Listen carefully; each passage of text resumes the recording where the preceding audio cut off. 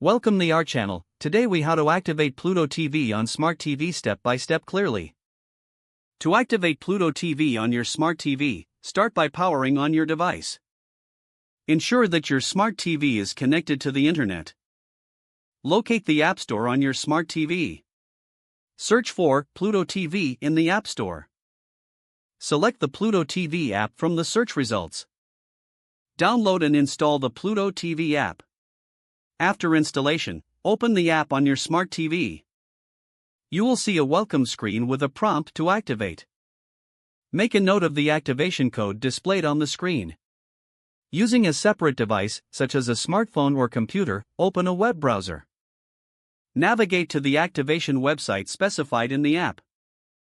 Enter the activation code from your Smart TV into the designated field on the website.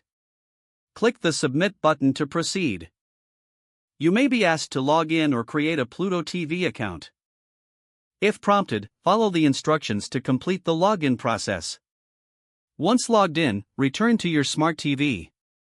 The app should automatically refresh and indicate that activation was successful. You can now start enjoying Pluto TV on your Smart TV. If the page does not load, refresh the browser or try again in a private or incognito window. Make sure you are using the correct email address, then retype it carefully to avoid small typos. If your password is not accepted, use the reset option and create a new strong password you can remember. Check your spam folder for verification or security emails, then complete any requested confirmation steps. Enable two-factor authentication if available to improve account security and reduce unauthorized access risk. After signing in, review your profile details so your contact information and settings are accurate and current. If you see an error message, note it down and try again after restarting your device and internet connection.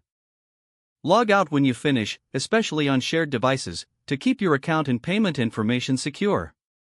If the page does not load, refresh the browser or try again in a private or incognito window.